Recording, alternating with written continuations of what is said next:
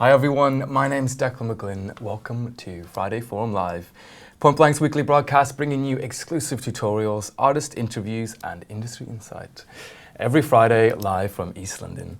Today we're going to dive in deeper to Native Instruments' popular sampler Kontakt with some creative sound design techniques.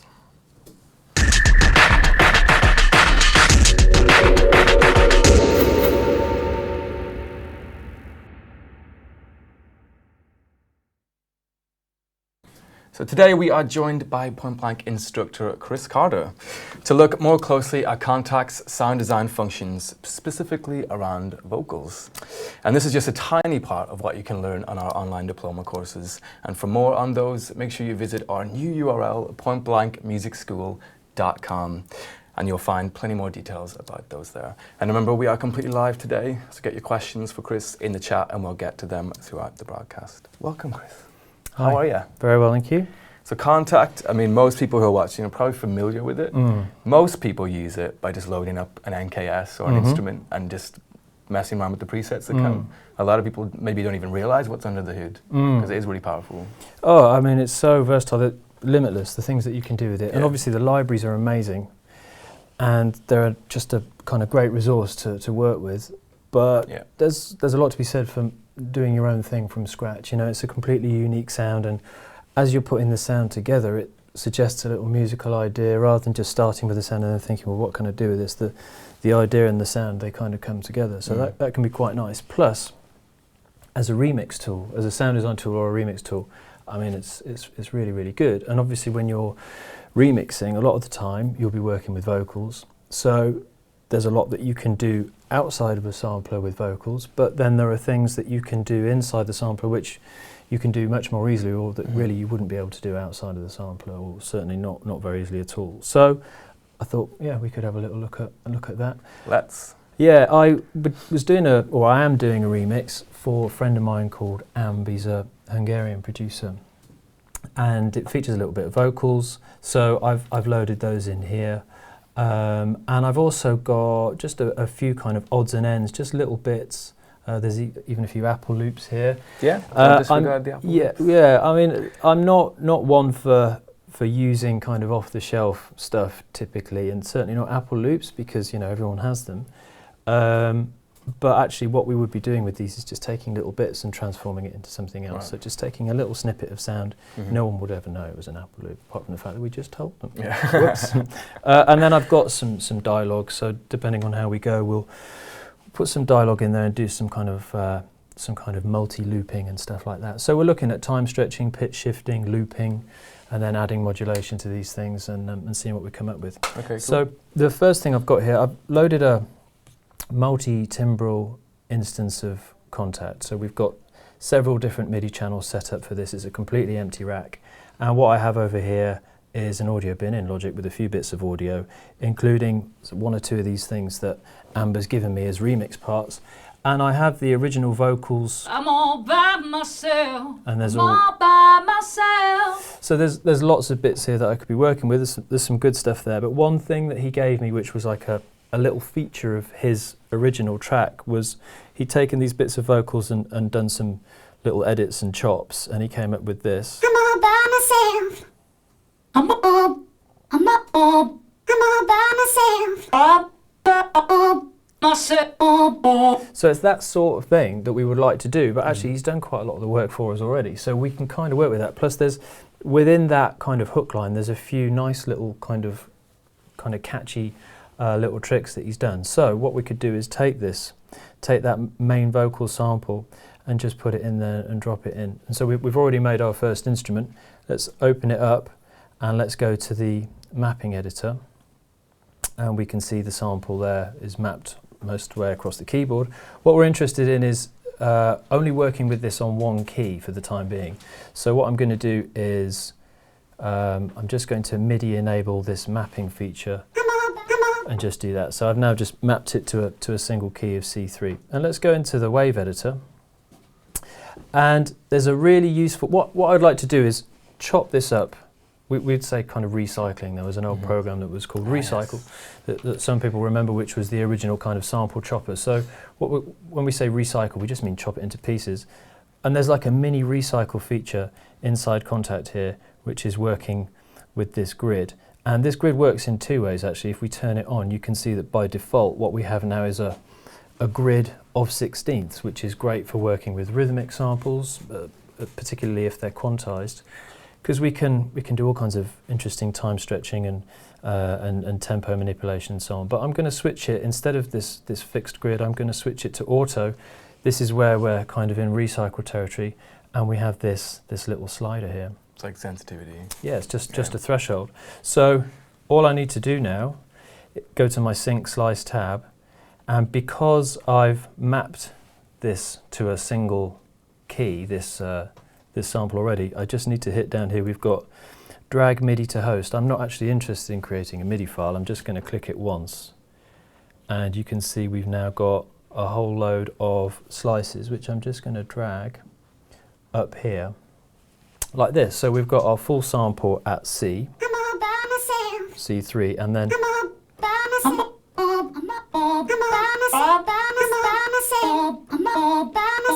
so in terms of like a kind of just a real simple utility function, it's right there. But I find that so useful, such a kind of immediate start point to work with, to be able to just kind of you put some beats and patterns together, and then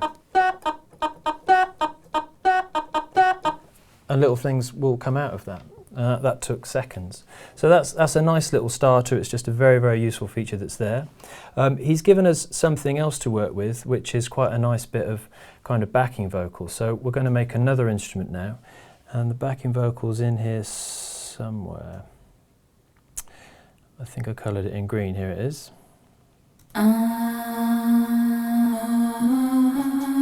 So we'll use that, because that's quite a strong part. So I'm going to take that and just chuck it in there like that. So we've got our second instrument.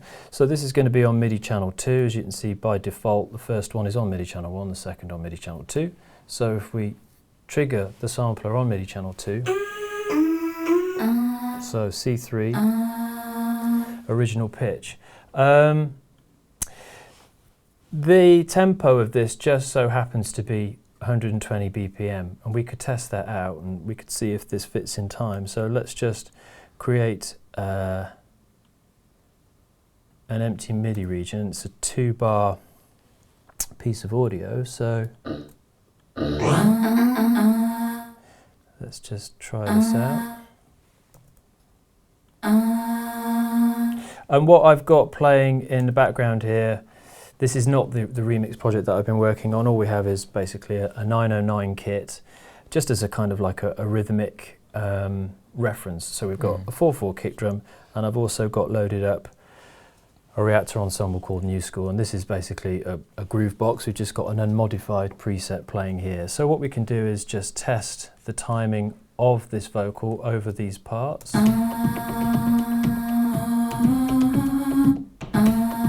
So clearly that's 120 BPM, that works.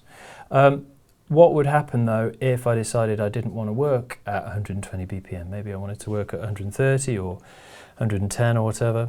So there's all kinds of different ways to time stretch, obviously inside a DAW, warping, flexing and so on. We can do something similar inside Kontakt. So what I'm going to do is I'm going to switch the source module here from DFD, which is direct from disk. I'm going to switch that into Time Machine.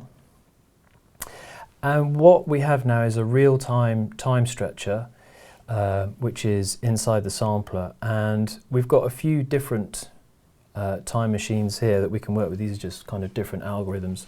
Yeah. Let's say in the case of a vocal, we want something really smooth and really transparent. So I could select Time Machine Pro. And this is really, really good time stretch algorithm, very, very transparent. So that's the original speed. So let's say I wanted to go to a faster tempo or a slower tempo. Let's say we were going to 110, obviously at the original speed.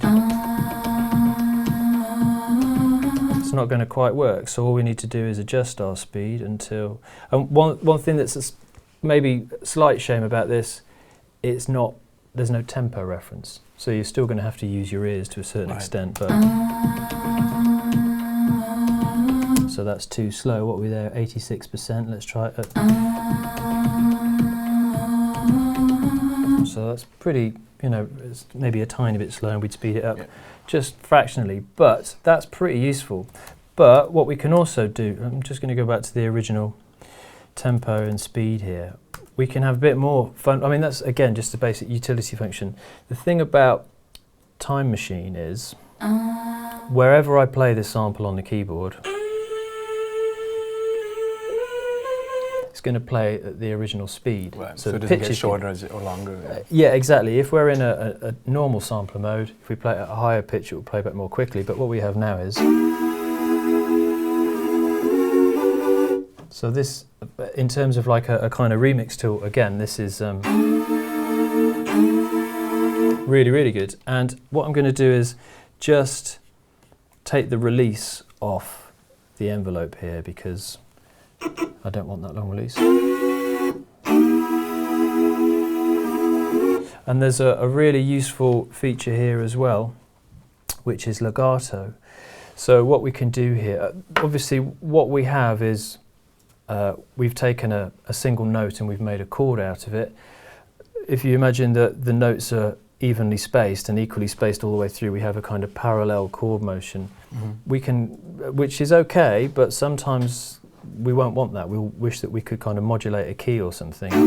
So we could do that as well. If we switch to legato inside the source module here, we'll see that what we can do is actually change the pitch and not re-trigger the sample. So I could do this kind of thing, which is really, really good. So yeah, in terms of like writing your own chord progressions and harmonies and so on, it's just a really, really useful thing. And to try and do that outside of the sampler, again, it would be possible. You'd be using multiple pitch shifters and you'd be automating the pitch of each of those and so on. But this is just, you know, really, really simple and really ideal, optimized for that kind of thing. So another very, very useful feature. So already we've got, just using those basic features of Kontakt, a couple of instruments that we want to work with. But what I also like doing with vocals is just taking tiny little bits and making kind of completely different sounds out of them. So just using the voice as a source. And this is where we're going to turn to one or two Apple loops now. So I've loaded in some Apple loops here. They call a melody. So let's have a quick listen and see what we've got. So something like this, as soon as I hear that, this is ideal, because what we have is a relatively long sustained note. So this first bit, that's all I'm interested in. I'm not looking at the phrase, although if I wanted to, obviously we could use the whole phrase. We could change the timing, we could change the pitch, we could even modulate the notes. But I'm just interested in the sound here. So I want to take this Carla melody and throw it in there, but as you can see, I can't.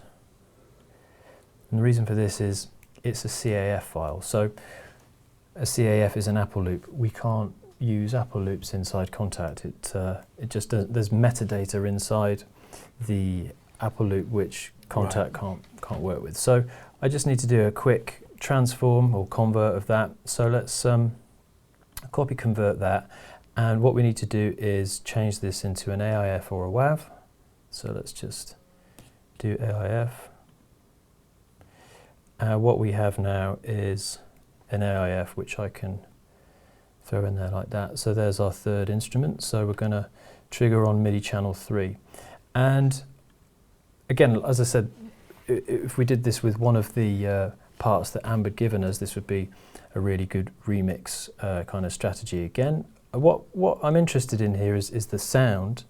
If I open up a channel EQ and make sure the analyzer is on, and let's just go into the wave editor and cut the beginning off this so that we just have a kind of flat note.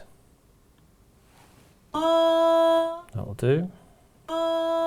And one thing, if you keep your eye on the EQ analyzer here, you can see one of the advantages of working with vocals. Obviously every vocal sound is unique, so we've got a really good starting point, but there's movement in this sound. If you look at the frequencies that are present, they change, they very slightly move. So we've got that natural kind of moving quality. So this is quite a good starting point. Obviously working with synths is great as well, but what kind of unmodulated waveform to start with, but we have a little bit of movement to work with here. So what we're going to do is use the loop function of Kontakt, and you can see we've got inside the wave editor the sample loop functions here. So what I'm going to do is just enable that first loop. What it does is it loops around the whole sample. So we're interested in just working with a small piece, so I'm going to do something like that. And there's, when you're trying to find a smooth loop point, there's a kind of mixture here of using your eyes and using your ears. What we want is, again, something transparent. We don't want to hear a kind of clicking or obvious kind of loop point. And if I press a key now, with this loop as it is, we'll hear the clicking, I guess. So, and again, I'm just going to lose the release on this. So how can we get away from this kind of clicking thing? And this is where we work with Kontakt's visual display a little bit. So firstly, if we zoom right in on the waveform, we can use this little bar here to jump backwards and forwards. Actually, there's these tabs are really a real time saver, because what we can do with them is jump to the beginning of the loop point and the end of the loop point like this. So that's kind of handy. It's just a bit of a time saver. And as you zoom in on the waveform, if it's this single sustained note, you can see there's a waveform there, there's a pattern. So if we're looking for a smooth loop, what we need to do is find the start point of the pattern and make sure that our loop begins and finishes in the same point of the cycle. So an obvious reference point here would be the start of that large positive peak in the waveform. So I could put it here, or I could put it here. The other thing is we want to make sure that this is right on the center line. So there's another useful function here. If we go into snap and we say snap loop to zero crossing, that means now I can only put the loop start point on a zero crossing. Yep. So we'll put that here. We'll jump to the end and we'll find the kind of corresponding part of the waveform, something like this. And if we zoom out and have a listen, we'll see what we have. And there's no kind of optimum length for a loop point at all. This probably isn't going to be perfectly smooth because, as you can see, we've got a slight change in amplitude between this point here and that point here, because there is that natural movement in the voice. You can just see it's a bit louder here than it is there. So we are going to hear. It's not bad, it's okay, particularly if we played a chord, because those loops are playing at different speeds. We can't really... Yeah, it's not as obvious, the transition point. Yeah, it's not so obvious. But we could, if we wanted to, spend a bit of time making that even smoother and so on. But I think we'll go with that for the time being. So what we want to do now is find some kind of use for this. So obviously working with Kontakt, it comes down to what kind of sound are we trying to make here? How are we going to shape this using envelopes, using filters, modulation and so on? So one kind of obvious thing to do, I'm just going to close down a couple of tabs that we're not using here. One kind of fairly obvious thing to do would be to make some sort of stabby type sound or some kind of pad type sound, something like that. So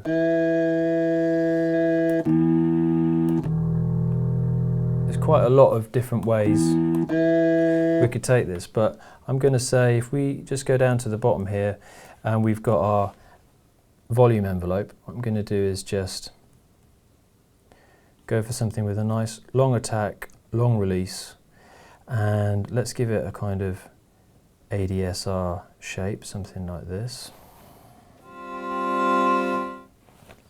Let's have a little more release here.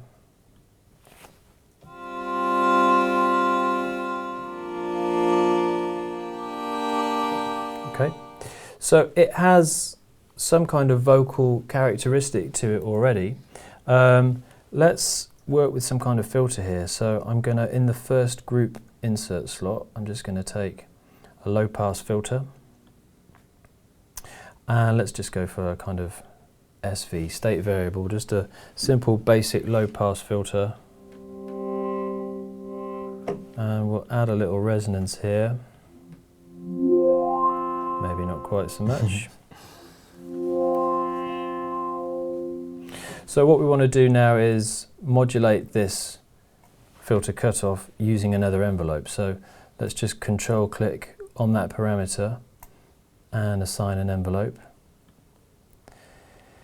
And down the bottom here, here's our new second envelope. We can see that the first one is for volume, that was already there. This is the new one we've just created. So what we want to do is hear the sound of this filter opening and closing. So we can see clearly the attack time on the volume. So I'm going to make the cutoff attack slightly longer than the volume attack. And what this means is we'll hear the sound fade in, and just after it's faded in, then we hear the sound of the filter opening as well.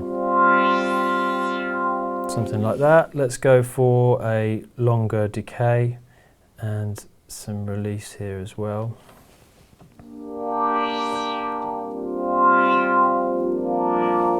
So what we could do now to kind of enhance this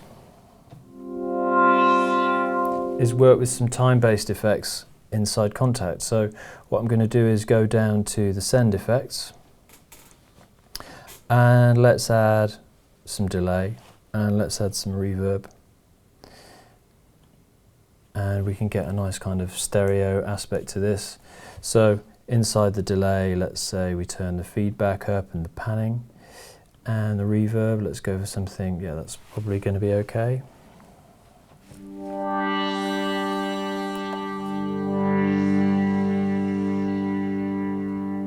So you hear how it's still got that slight vocally raspy kind of quality to it. Quite nice.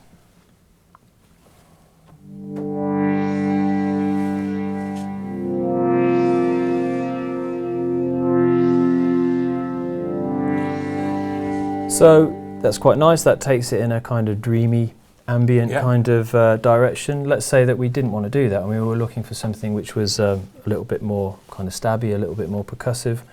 Everything is there. All we need to do is modify our envelopes. So let's just change the shape of our envelopes for the filter and for the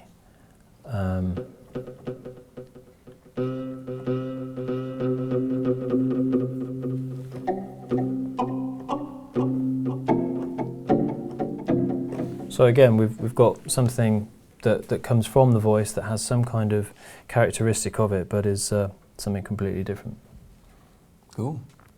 And that all came from an Apple loop. It all came from an Apple loop, and obviously you wouldn't know what it was. And the thing is, every Apple loop will give you something slightly different. I mean, in the case of something like this, it's less obvious because what we have is a filter which is closing quite quickly. But in the case of something with long attack and release, every vocal sound that you use will have a slightly unique character, particularly if they're different vowels, A, E, I, O, U kind of thing. So great for kind of pads, vocal type effects, great for kind of funny organy type things, and all really it's just a question of what you do with the envelopes, and that will take it in one direction or another. Yeah, and there's no reason why you can just record your own voice. Well, you don't have to be able to sing, you just have to give it a texture. Absolutely, yeah, because all you need, you're just looking for a short section of a sustained note, and you can work with that. But if you're working with a vocalist any time, I think one thing that's really good to do is record their warm-ups, record their ad-libs, and just say, okay, yeah, great, fine. No, Right, no, we're just done keep now. warming up. I'm just getting a sound here. Record all of that, and you'll end up with all kinds of interesting things that you can do some, some manipulating with. Yeah, cool. Shall we get some questions in? Sure, yeah. Everyone's loving that zero crossing point snap, by the way. Yeah, it's really, really especially handy. Hyperproduction TV, who's an FFL regular. Right. Good to see you again. And he has another question too, which is what tips would you give in order to script your own Kontakt instrument for vocals, as there appears to be plenty of parameters involved? For scripting? Yeah.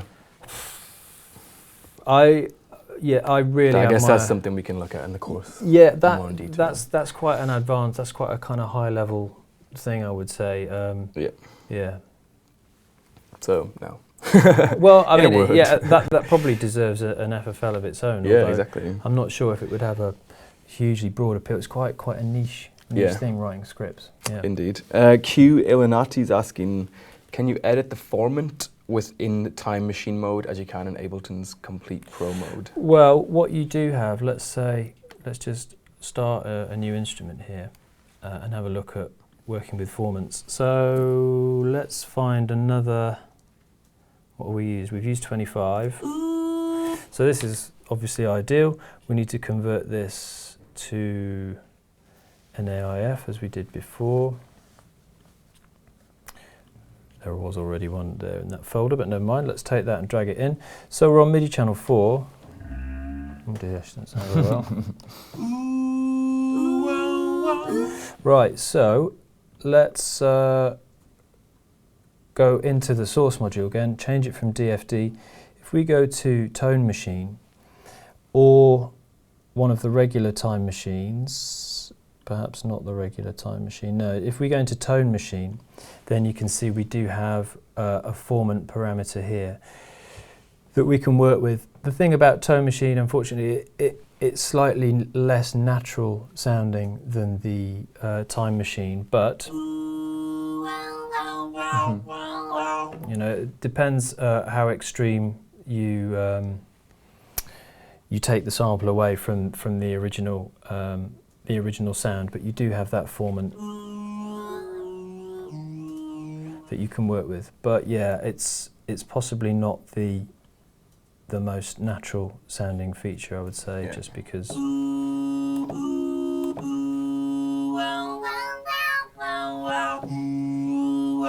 So each of the tone machines or time machines does have slightly different parameters, as you can see, but it is just Tone Machine where you have that formant option. Nice one. We got another one here from Eric Ross. How do you pitch shift in Kontakt? Well, that would be ways to do it. Yeah, there's a lot of ways to do it, but probably the easiest is, let's just say we go back to Time Machine. So I'm going to put it on Time Machine Pro, and as we did in the first example, the original pitch is that on C3. Mm-hmm. So if I want to pitch, if I put it in Time Machine and I want to pitch it higher, it's done. The tempo's the same. I've just shifted the pitch up or down. So that would be one way of doing it. I mean, you could go into Tone Machine and manipulate it that way, but again, if you're looking for something transparent and kind of natural sounding, Time Machine Pro.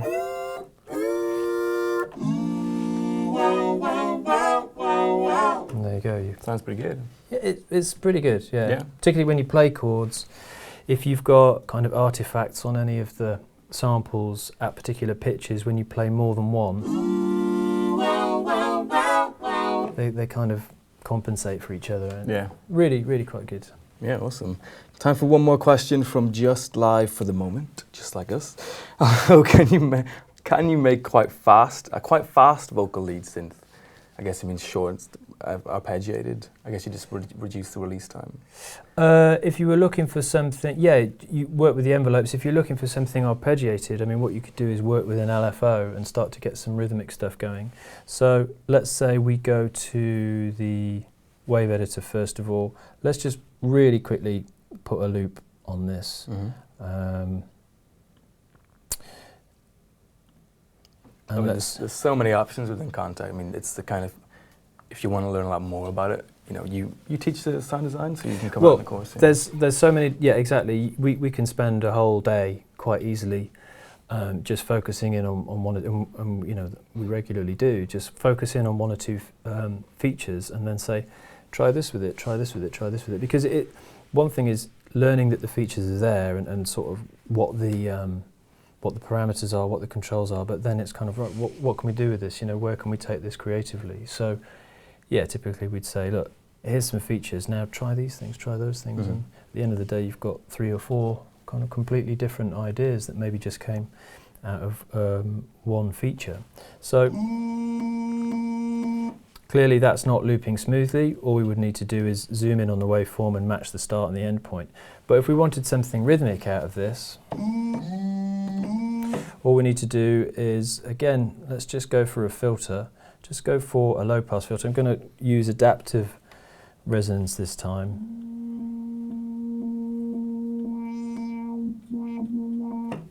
And instead of using an envelope this time, let's use an LFO. So control click on the filter cutoff and let's assign a sine wave LFO, which has now appeared down the bottom. So that is at the moment a speed of 1 Hertz, so once a second we can hear the filter opening and closing. Let's change that to, let's say, a 16th. We could choose to 3/16, for instance, if we wanted a little triplet feel. And let's say instead of a kind of sine wave opening and closing, if we really want something rhythmic, how about we go for, say, a sawtooth.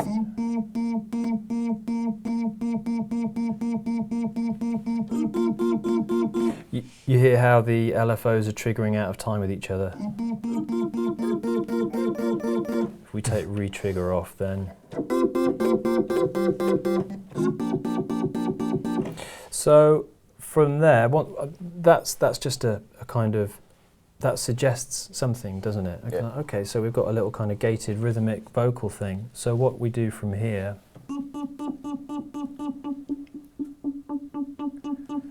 is work with this in various different ways to kind of give the sound a little bit of character.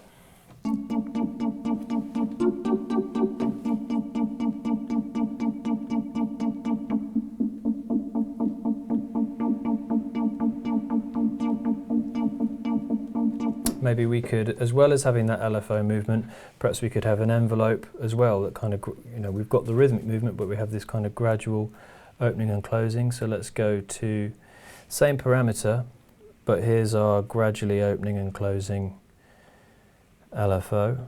Sorry, our gradually opening and closing envelope. Okay, 15 seconds is possibly a bit long. Perhaps I don't know. We don't have quite that long. And that would probably sound quite nice with a little bit of delay and some stereo.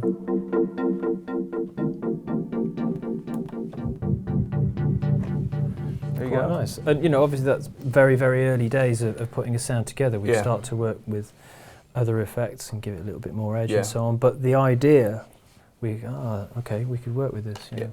And each one triggers a new idea that leads you down a nice path. Exactly, yeah. It all sounds very major lasery and diplo-y. Maybe that's what they use. Who knows? Yeah, potentially. Okay, so that is it for today's FFL. And if you're keen to learn a whole lot more about sound design, as well as mixing, composition, mastering, and a lot more, our diploma course is our most comprehensive option for you. So make sure you check it out at pointblankmusicschool.com. And we'll be back next week for another FFL. So we'll see you then. Cheers.